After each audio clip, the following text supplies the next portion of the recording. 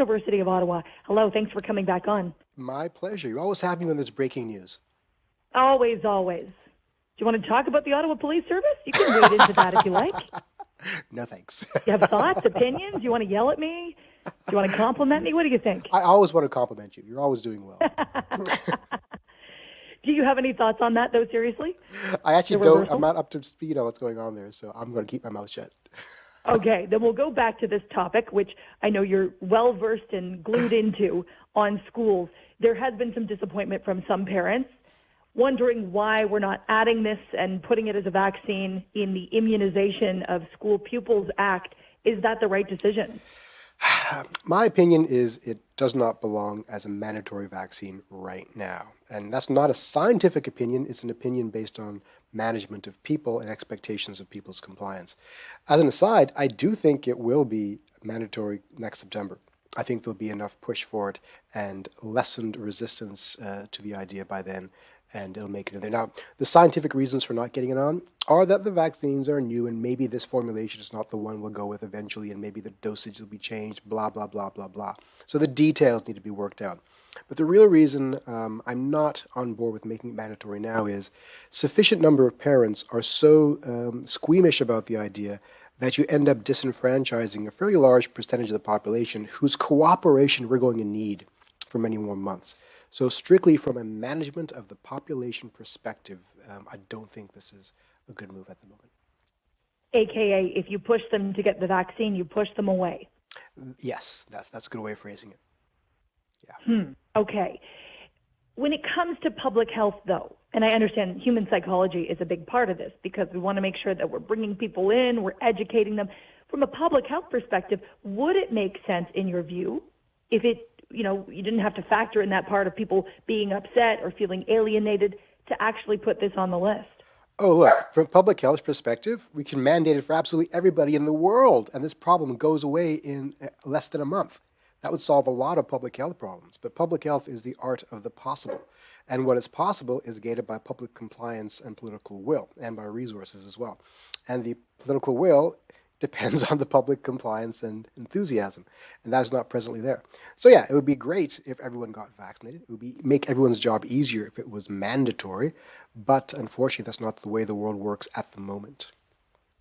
Dr. Karen Moore said we've got to look at the trends.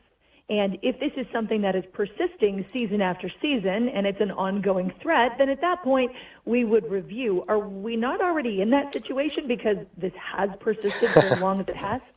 I think what he's talking about there is the endemic nature of the disease post-epidemic. Now, an endemic disease is one that is constantly there in a specified geographical area that does not go in waves anymore. We're still in the wave phase of the epidemic. We're probably going to enter the endemic phase sometime next year. The question is, what level of endemicity will we be experiencing? Will it be so low it's barely noticeable, in which case I think he has a point, or will it be at a sufficient level that public health has to keep its eye on the problem, at which point I think we have to make this mandatory. Now, the other mandatory vaccinations are for endemic diseases that have low levels of transmission in the background, and they have low levels of transmission because there's mandatory vaccination. It's a bit of a catch-22 there. But I think he's not wrong in the sense that we have to wait to see what level of transmission ends up being, but he's wrong in the sense that we know there's going to be some. And I think it's fairly unavoidable. This is going to be mandatory for kids at some point. Raywat Deonandan, I would say we're getting to the point, dare I say, where things are starting to feel normal-ish in Ottawa. We're at the Diet Pepsi of normal, pseudo-normal. How will we know when things are in that endemic stage? What are the signs? Excellent question. You won't know until we've been there for a very long time. We won't know until waves are avoided and we have constant transmission for several months. It may take more than a year to be absolutely certain. And frankly, we can reach endemicity locally, and by local I can mean Ottawa, I can mean Ontario, I can mean Canada, and the world rages on in waves. In fact, that is likely to happen.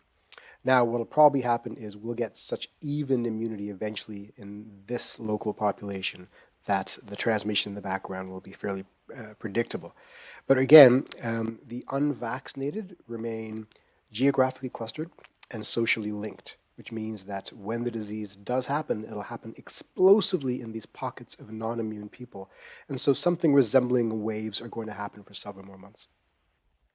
What about the fourth wave, though? I don't want to diminish people getting sick, and I'm certainly not doing that. I take that very seriously. But locally, from our perspective, compared to previous waves, Raywat Deonandan, to me, it seemed a lot more tame here in Ottawa. Yeah, it is. And it is tame because of the awesome power of vaccination, because of the policy levers that have unleashed the awesome power of vaccination, by which I mean the vaccine passports and vaccine mandates, and because we finally know how to control this disease with good quality masking, ventilation, and distancing, and so forth. So we have the tools now to control this disease, which is why this fourth wave has been blunted. The question is, will we continue to use these tools at great effectiveness, or will we let them slip away, as seems to be the political desire to do so? I hope it's not the second. I hope we continue to use the tools well so that this fourth wave is crushed and remains fully crushed so that we do not see additional waves. Raywat Deonandan, we'll have to leave it there. Thanks so much for coming on. Thank you. Remains